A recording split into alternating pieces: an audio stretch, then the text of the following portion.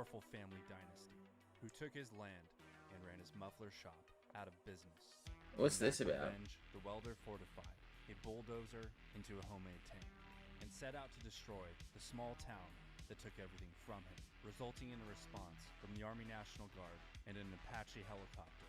You had to take me on. Bulldozer in Rampage. Well, I'm going to take you on by myself. Is this real? In 1992, an auction was held in the small town of Granby, Colorado, in which a foreclosed 2-acre property was to be sold to individual bidders. And Cody Dochev, a powerful Colorado businessman, saw an opportunity to expand some of his business, with plans to buy and build a state-of-the-art concrete plant for his company, Mountain Park Concrete. But to Dochev's surprise, there was another man who had his eye on the foreclosed property, Air Force veteran and Granby newcomer Marvin Hema, who outbid Dochev. Yes, it's and real. secured the Wait, so he 2-acre just went on a property rampage in before his he found bulldozer and himself just killed a to bunch of build people. muffler shop What and the expand fuck? his welding business. A frustrated Dochev America's just confronted built him different, and ain't it? advised him that the town of Granby doesn't need another car garage, to which Marv advised Dochev that the property was his for $60,000. But Dochev declined his offer and refused to give in to the blue-collar outsider.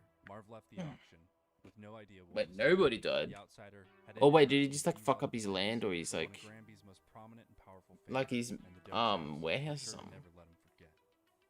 By the late summer of 1992, Marvin Heemeyer settled in to his new hometown of Granby. He renovated the 2-acre property and built a large warehouse to serve as his body shop. And shortly after, Mountain View Mufflers was officially open for business. His neighbors at Mountain Park Concrete weren't too pleased. Among them, Why is there so much dramatic music behind it? the Dochev secured a loan and offered Marv $250,000 for the 2-acre property. 7 million And Marv property reportedly damage. Yeah, I was gonna say, like, did he raised just like fuck up his $75,000 stuff? again to $1 million, further agitating the Dochevs. A few weeks later, Marv received a letter from the town of Granby informing him that his property sewage wasn't up to code. He assumed the problem wouldn't take much work and inquired on how and where to hook up his sewage lines. But to his surprise, the lines were located nearly 500 feet from his property, and with him being responsible for the materials, construction, and months of labor, Marv was shit out of luck with a $100,000 estimate just to connect his sewage. And to add even more red tape, Marv's property didn't even have a maintenance easement. And because the easement would traverse property lines, Marv had to seek the approval of his neighbors over at Mountain Park Concrete, directly from Gus Harris and Cody Dochev. Oh, here we go.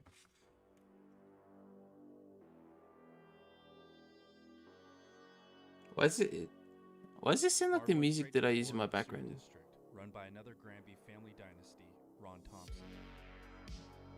A friend of Dochev's and brother of It Granby is! That's the music that I have as my background music. Dochev, Ron Thompson wasn't too keen on outsiders like Marv. Thompson gave him an ultimatum: $90,000 to get his sewage ordeal fixed and up to code, or remain unconnected and face the consequences. Left with no choice, Marv refrained from connecting his sewage with hopes of finding a cheaper alternative in the future. And by November of that year, Marv returned to the sewage board and demanded easement, and settled a deal with Gus Harris to traverse his property at $20,000 per acre. But in the weeks to follow, Gus Harris ghosted Marv and failed to honor his word, forcing Marv's sewage to remain unconnected for several months. And the months became years, and by 1998, the Dochevs decided to move forward with their construction. Why do they not just fix the sewage, bro? Like, just fix it. Marv resisted, but wanted to maintain a cordial relationship with the Dochev, but he was inevitably forced to act, as the Dochevs intended on building in the southwest portion of Marv's property, where Marv had already planned on building a large parking lot for his customers. The Dochevs applied for and received a bizarre location-specific zoning permit that exempts certain plots of land. Wait, from similar to zoning the laws Uruboa. for the purpose of So, rezoning falls into I was telling categories, but Zinski. by I've the heard that time name it all before. out, Marv was well past Kaczynski. the 30-day What happened with that deadline one? to appeal the decision. Construction vehicles and operations blocked off the only road to the muffler shop, and Marv began to lose customers. Out of desperation, Marv purchased a Komatsu bulldozer to make his own road for his customers, but he was shut down by Town Hall. And by November of 2002, a judgment was made against Marv for failing to connect his sewer line. The court ordered that the muffler shop remain closed, and with the Dochev denying easement, Marv was found Dude, in it is quiet. violation and was fined $100 a day until he connected his sewage. On November 17th of 2003, Marv wrote a check for the amount of $3,351, which he addressed to the Cowards and Liars Department, after having felt completely Oh, violated shit. by the Dochevs and their shady political dealings. He lawyered up and took the town of Granby to court, but failed yet again and was punished for it, as the town turned around and reimposed additional fines of up to $1,000 for leaving abandoned vehicles on the rezoned property. And to add fuel to the fire, a local Granby newspaper wrote an editorial piece speaking poorly of Marv interfering with the Docheff's business, as if Marv was the bad guy. He was now stuck in a situation he had no way out of. A useless property, zero income, and his property and belongings were auctioned off. His direction and hopes for the future were in his mind stolen. What once was a dream became a nightmare. He truly believed that the town of Granby maliciously conspired against him, because the town of Granby perceived to have conspired against him.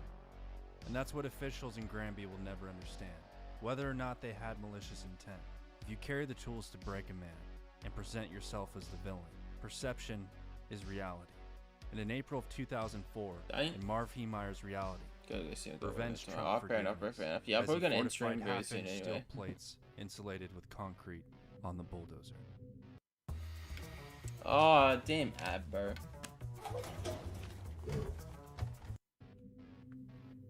I have had a perfect life up until 1999 when I found out what the Thompsons had done to me in 92. And I am not going to take it. And I have to use the resources that I have, the wherewithal that I have, the ability that I have, the knowledge that I have to make this right. I am not walking away from it. Maybe I'm being a coward by doing what I'm doing. Because without a doubt, I'm doing what you have done. I'm lying. Oh, it's getting I'm serious. conspiring.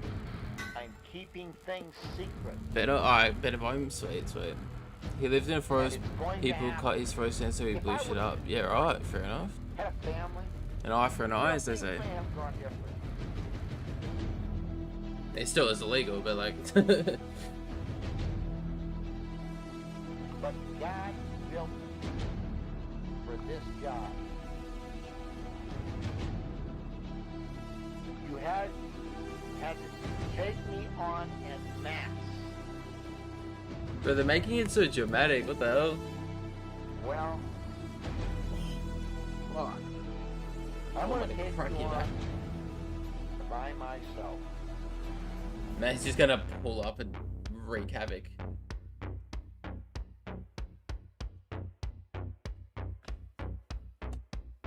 That's no traffic glitch or not. What is this? Good morning, It's made Colorado. so It's dramatic. great to Yeah. get started with you. Good morning, Colorado. Starting Denver. what you need. Updating. Denver, Colorado. Is that right? I think that's right.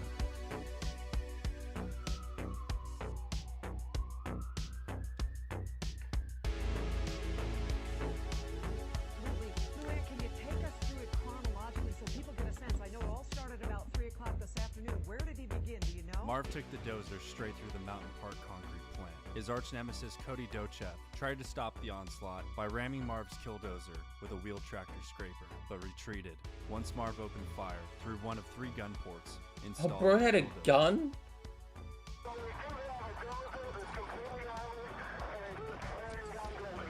Once the concrete plant was successfully demolished, he moved on to Town Hall.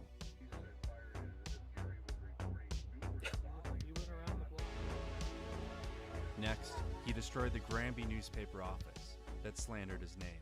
Police responded to the chaos and had no means to stop the dozer. Their futile attempts to open fire and pierce the fortified shell proved useless. Police couldn't stop the slow-moving bulldozer, which was armored with heavy iron plates welded in place of windows. Using cameras installed on the top of He the has shell, gone. Marv was able to maneuver and return fire toward police.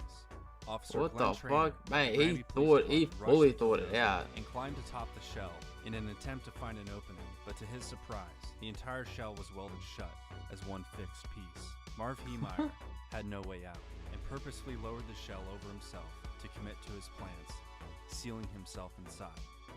Then Colorado State Governor Bill Owens requested the National Guard to dispatch an Apache attack helicopter. as well as troops equipped with javelin and anti-tank attack missiles. helicopter. He is just headed westbound again. This is tape. He is again headed westbound into the downtown area. Right there, may have taken out a radiator. He doesn't stop for. And while striking a hardware store, Usually the with Killdozer in America, toggled you'd think between they'd the just like get a foundation gun and the just shoot basement, up a place, leaving wouldn't the you? dozer stuck. And after 2 hours of pure carnage, a SWAT team approached the dozer and reported hearing the sound of a single gunshot from within, as Marvin Heemeyer, with no way out and no means to free the dozer, took his life. Dang.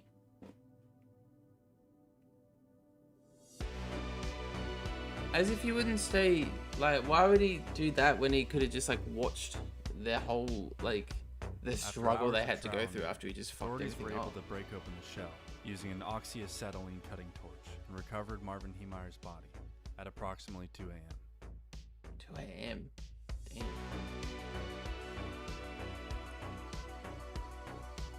The Killdozer was demoed, and its components were destroyed and dispersed between several junkyards. The rampage caused an estimated $7 million in property damage, and nobody was killed or injured during the incident. 7 mil apart but from killed Marvin no Heemeyer. one? Holy shit. Leading up to the incident, Marv gave away all of his financial assets to his friends and family, and left various notes behind for his friends and his enemies. In the end, it was perceived that Marv was sabotaging Dochev's business plans, and not the other way around. And no matter how you look at it, perception is reality.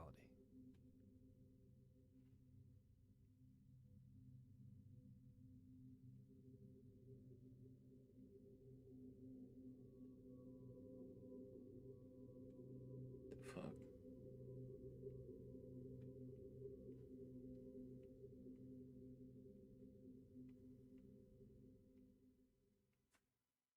Hey guys, if you enjoyed this video, be sure Shut up.